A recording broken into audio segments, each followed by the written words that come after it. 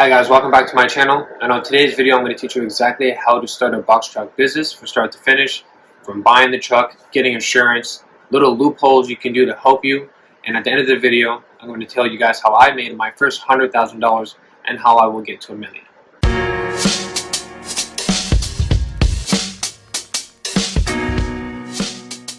Okay, so to start the video I want to speak about the things you need in order to get a box truck and to start the box truck business. First things first, you need to get a truck. So people ask how much money they need to buy a truck, how they can get a truck, where they should look for a truck. I feel the best way to look for a truck is to bring someone that knows what they're talking about with you to look at a truck. I feel you can buy a truck on Craigslist, you can buy a truck from someone you know, you can buy a truck from rental companies like Ryder and other like U-Haul. Companies like that sell their old trucks after they get new ones throughout the years.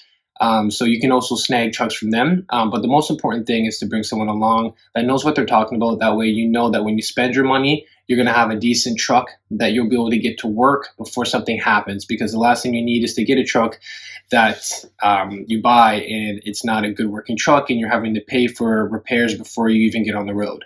So first things first is find someone, even if it's just a local truck mechanic or someone that knows about trucks, pay them a couple $100 or, you know, some money just to come with you and to search and shop around before you actually put the hammer in the coffin with the truck, because you definitely want to make sure that you get a decent one that can make you some money before it ends up costing you some money, because you will eventually need to pay for your truck repairs and little things like that. Even myself, I have a 2020 Hino and I still have to pay for little things here and there, especially maintenance and stuff like that, right? So to find a truck, wherever you can really find one, as long as you know that the truck you're buying is a good truck. I would start at rental companies that own trucks that already have established businesses that are selling their trucks, because you know they've been used for what you're using it for. And typically if you bring a mechanic, you should be able to get a decent one for a good price. You should be looking and be prepared to spend anywhere upwards of $20,000 or more to get a decent used truck. With that being said, you could also lease a truck. That's how I started my business off. I started off by leasing the truck. A good thing about leasing a truck is that a lot of things were covered. I was a little limited on my mileages. But for the most part, I didn't really go over, so it was okay. But a lot of things was covered. Roadside assistance, basic repair, all that stuff didn't have to come out of my pocket, which was really nice. And also when I did my taxes, because I didn't completely own the vehicle, I got to write off a little more than what I would have if I actually owned the vehicle opposed to leasing it. So that's another option that you can look for too. Do your math, do your due diligence, and figure out what's the best way to get a truck, and depending what you're okay with spending and what you have to play with and what you have to deal with, I would do it that way before you jump in and getting something that you don't really know and that you're not comfortable with. So once you found a truck that you're comfortable with and you're ready to get on the road, one of the main things you're going to need to get is insurance. Now, insurance is probably going to be one of the biggest hoops that you're going to need to jump through, especially where I am in Canada. It's there's only a certain amount of companies that will insure truck drivers, especially if you have no experience. So if you're starting new in the business and you're just starting the business off without any experience or any truck driving experience, it's going to be very hard for you to get insurance. And if you do, it's going to be very expensive. Now, my insurance, I pay roughly just under $400, and that's pretty good. But you should be looking to pay, if you don't have any trucking experience, upward of $800 or more, just because of liability purposes. Now, if you worked in the industry and you've been on any sort of trucking insurance before, it's going to be a lot easier for you to get qualified and a lot easier to get truck insurance. So if you don't yet have any trucking experience, maybe find someone that does. That way you can negotiate with them. Maybe they'll help you out with the insurance, be some sort of cosign. Other than that, shop around, see what best rate you can do. Go to some sort of insurance broker and see if they can help you out. The always best way is to get maybe a truck license, so an AZ or DZ. But one of the big things and one of the things that I did to get started in the business is the truck that I bought didn't have air brakes. Now, that's very important because a box truck that does not have air brakes does not require someone to have an AZ or DZ license. It only requires you to have a full G license. So for me, when I started my business, I was only 23 at the time. I'm now 26. So when I started this business 3 years ago, I wasn't legally even able to drive or be insured in a truck, because you have to be 25 in order to be insured as a full box truck driver. So what I did as a loophole is I didn't buy a truck that had air brakes. I bought a truck that did not have air brakes. That way I was able to operate it just like any normal moving U-Haul truck. Just like you going to your local U-Haul and renting a box truck for a moving day, same thing applied. So I didn't need to actually apply for an AZ or DZ license. Mind you, that's a very good idea to do so, because if you plan on owning a business, the next thing that you will need is a CVOR number. Now, again, another small loophole you could do is to borrow or get consent from someone that does have a CVOR number. If you know someone that has a trucking business, or someone that knows someone that has a trucking business, some people will allow you to rent their CVOR number as long as you're a good driver, just so you can get started and get some money and just get your toes wet in the business.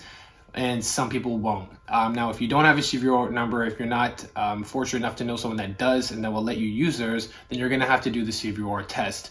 Now, let me stress this. The CVOR test is not an easy test. It is not like your G1 or G2 drive test. For your G1 and G2 drive test, even myself, I walked in there without studying and I passed it.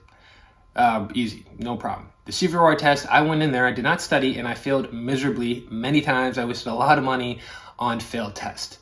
So that's an arrow on my back that I'd like to give to you guys. I cannot stress this enough, that CVOR test, if you don't have any trucking experience, is very, very hard. It's specific information in there that's specific to trucks. And if you're not around trucks and if you don't know about trucks, you will fail that. It's about questions like axle weights and distribution and things like that get very confusing if you don't have any experience driving a truck, or if you haven't done an AZ or DZ trucking course.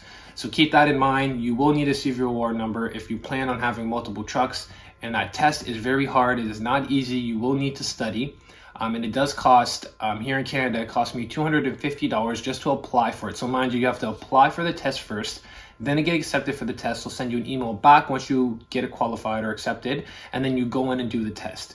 If you pass, they'll send you your CVOR number same day through email, and then I think you get a hard copy in the mail in a month or a couple weeks after. So that's one big thing to stress. CVOR number, you will need a CVOR number to operate. If you do not have one, you will get in big trouble on the road if you drive your truck without a CVOR number. I'm pretty sure you can't even get insurance without your CVOR number, abstract number 2, meaning all the numbers and all the qualifications through your CVOR. But keep that in mind. You can use someone else's CVOR number, but if you don't have one, you will need to get one, and that test is not easy. That test is hard. You will need to study it. The average person will not be able to go into that test room and pass that test unless they study. Once you got your truck, once you got your CVOR number, and you got your insurance, you're on the road, you're ready to go. One last thing I want to talk about is just having a little bit of a safety net. Now, when you start a contract, or you start doing moves, or you start doing jobs of any sort, no matter what category you decide to go in, it's in the trucking industry, it's service first, pay after. Meaning you're not going to get paid probably, and if you do, it's probably going to be 2 weeks. Like my first contract when I worked for IKEA, they didn't pay me for the first 3 weeks, right? And the week that I started in was a slow week. So I had to pay for employees, equipment, fuel, all that by myself, food, whatever, for 3 weeks before I even got paid. And because that pay was in the middle of a pay cycle, it was only small. So technically you're not getting your big payment, your first big check, until a month after. And then once things start getting rolling, you start getting paid regularly. Usually it's every week, direct deposit. If you're doing something like a contract, or if you're with someone else, usually the ball will start getting rolling. But keep in mind, truck services or truck businesses are service first and then payment after. So you want to have a little bit of a safety net to make sure that you can cover costs and anything that comes in your way, repairs, fuel, equipment, anything that you may or may not need during the process of your delivery. Okay, so now that we got all that out of the way, you got your truck, you're ready to go, you're on the road. Now, how I made my first $100,000 was honestly not very sexy at all. I started out with just doing little jobs for people here and there, picking up, dropping off, doing little moves, and I made some sort of money there. It wasn't all that bad, but it was a lot of stress. I have to pay for a truck. It was quite expensive because I leased it, and it was a brand new truck at the time. So I had all these expenses, insurance. I'm new to a business. I'm young. I couldn't even legally drive the truck. So there was a lot of headaches, and I didn't like having that pressure on me. So I went the contract route. So contract is, I went out, looked for a contract with a company or a distribution company that had other warehousing in where they did deliveries, and I went to them, I applied, give them all my truck information, and then I started doing work for them. And it's a lot more steady. It's typically 5-6 days a week, 4 days a week, consistent. You know when you're going to be working, you sign a contract, you sit down, you negotiate, you figure out what you're comfortable with, and you do deliveries and services for a company that already has a consistent contract. So I started off with a company called XPO, and they had multiple contracts for me here in Canada. They had IKEA, they had Lowe's, and they had Appliance Canada. So I worked all three of those contracts. All of them were okay. They all paid pretty decent. IKEA definitely paid very, very well. All these contracts vary from different pay schemes, so it's really what you're comfortable with and how you like to work. If you're someone that doesn't mind being on the road all day, then there's a lot of money for you to make. If you're someone that likes to have a work-life balance, then there's going to be a little less money for you to make for obvious reasons. But really, there's a lot of flexibility. You are your own boss at the end of the day, so there's a lot of flexibility, a lot of choices that you can make. And just figure out what it is you really want, and then kind of slowly steer in that direction. Try to understand that it's not going to happen right away. You may do contracts and jobs that you don't like, and there might be a lot of things that you don't like, but you eventually will find something that you like. One thing that I like to tell people is if you're getting into the trucking industry, you don't have to necessarily stick with a box truck. I like box trucking. I worked as an appliance delivery guy for many years before I started my business. So I stayed in the business because it's what I knew, it's what I was around. So it was comfortable to me and it wasn't new to me, and I got really good at it. But if you're someone that right now currently works at a warehouse that delivers drywall and you see flatbed trucks coming in and out often, then maybe driving a flatbed, because you're already in that industry, you can kind of understand the process of how it works, might be more lucrative for you, because maybe you work in the warehousing and then next thing you know, you start talking to the truck drivers, and then you get your own truck, and now you, because you worked for the warehouse, you talk directly with the warehouse, and now you're doing jobs for the warehouse, and all of a sudden you just change yourself from an employee to a businessman. So that's a little thing just to keep in mind. Box trucks is incredible, but all trucks are good. Flatbeds, live bottom trucks, dump trucks, box trucks. There's a lot of different type of trucks. So keep in mind that if this is not the one for you, there might be a different type of truck or a different type of owner operator opportunity that might suit you a little bit better. For me, how a typical day goes is I'm contracted with a company called Seven Sons. They have a contract with a company called Coast Delivery. They're based out of Vancouver, and they do wholesale of appliances. So they sell different brands of appliances. I load my truck up and I go and do my delivery, and then when I'm done, I'm done. So I work by the day. I get paid a flat rate and I do my deliveries, and when I'm done, I go home.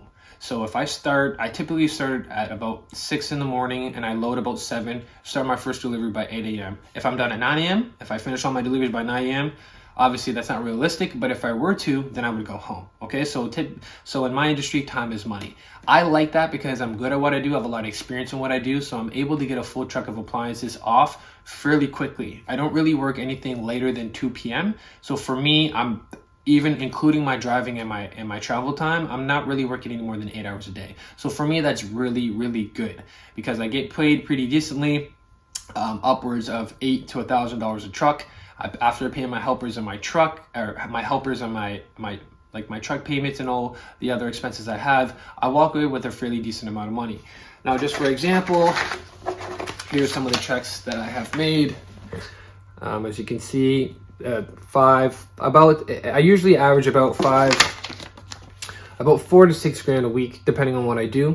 It can vary. I have appliance delivery. I take out appliances. I use those appliances as scrap. If they're working or if they can be repaired, then I'll sell them as used appliances. I cut the cords off any appliances that are scrapped, and I use those cords as copper, and I scrap the copper, and I make money that way. So there's various of ways I can do it. Installing appliances. Every time I install an appliance, I will also make my pay go up. So for me, the appliance industry is very huge. There's so many different sectors that I can branch on, and spiderweb too is why I stuck with it and why I love it so much. I believe that the appliance industry and delivery is a multi-million, probably billion-dollar industry. I've even through the pandemic, I never stopped working. Actually, through the pandemic, I got more busier. So I've been through it all. I've seen it. I can't lie to you. I feel that the trucking industry is a pretty recession-proof business, especially for me. Everybody needs appliances. You can't live without appliances. You can't. You need a refrigerator. You need a stove to cook, and you need laundry machines in order to clean. So. For me, it's been very steady. There's never been a drought in work. There's never been a situation that I've never had work or I could never get work. So for me, I really love where I am. I wouldn't change it, and I'm pretty confident on where I'm going forward. There's a lot of different avenues, though. Like I was saying, if you're in an industry that's different and you see a different type of truck, don't necessarily think that you have to do a box truck. Stick to what you know. For me, it was appliances, and I'm thriving in what I know. You know what I mean? I always like to tell people that you're a product of your environment, but you can always change your environment. Like if I was a mechanic and I worked as a mechanic for 5 years, I probably would have started my own mechanic shop, but that wasn't the case. I was an appliance delivery guy, so I started appliance delivery business, and it's working well for me because I'm doing what I know. With that being said, don't think that you can't make money in other ways. You can make money just doing moves. You can make money using load boards. You can make money doing scrap metals. You can make money in different ways. It's about how far you want to take it. This business will go only as far as you plan to go with it, right? If you want to get up and work and hustle and grind and be out all day on the road doing things that you need to do, you will make money. It's pretty hard not to make money with a truck unless your expenses and insurance is just way too high. Then you're gonna have an issue. But other than that, if you're doing your things right, you have a decent insurance rate, you're not overpaying for your truck and your truck's not breaking down, and you have a decent helper if you need one, then there should be no reason for you not to make over $100,000 a year. I make well over $100,000 a year. I made well over $100,000 a year in my first year of business, just trying it out. 23 years old, couldn't even drive the truck, had to get a truck that didn't have air brakes so that we could operate it because none of us had our AZ or DZ. And just doing it day by day, just making little mistakes and learning from them, and we still made well over $100,000. And my company will gross well over $1 million by next year. So with that being said, don't ever give up. Don't think that this is the end. If you run into a speed bump, it's just a speed bump. It's not a roadblock, right? You can go around things. You can find every different ways. I gave you a few. If you buy a truck that doesn't have air brakes, you can drive it with a 4G license. And typically, if you're of the age to drive, you get your G pretty quickly. So you could be almost any age as long as you have your G to drive a truck that doesn't have air brakes. So there you go. Now you can hop in the truck without having to get an AZ or a DZ license. So you saved yourself a couple $1,000s and time going through those courses. Mind you, should you get those courses done? Yes, because when you go to get your CVR number, and if you plan to have if you plan on having more than one truck, and then you're definitely going to want to see your own number. So you eventually want to get your AZ and DZ. That way you can pass that CVR test with ease. And not only that, you have the capability to drive more trucks and get more contracts in the future, right? Because that CVR test, like I said, is hard. You will not pass it if you do not study. And if you pay for a course to study, it's going to cost you about $200 or $100 anyway. So you might as well just do the AZ, DZ course, get both of your licenses certificates, get qualifications on your belt, then go do the CVR test. You won't need to study for it because in this case, you just did 2 trucking courses and you'll be able to pass it with flying colors. So I think that's all for today. Please like, comment, subscribe. If there's any questions or any things that you have, please let me know at the bottom. My name is Tony. It's your box truck guy.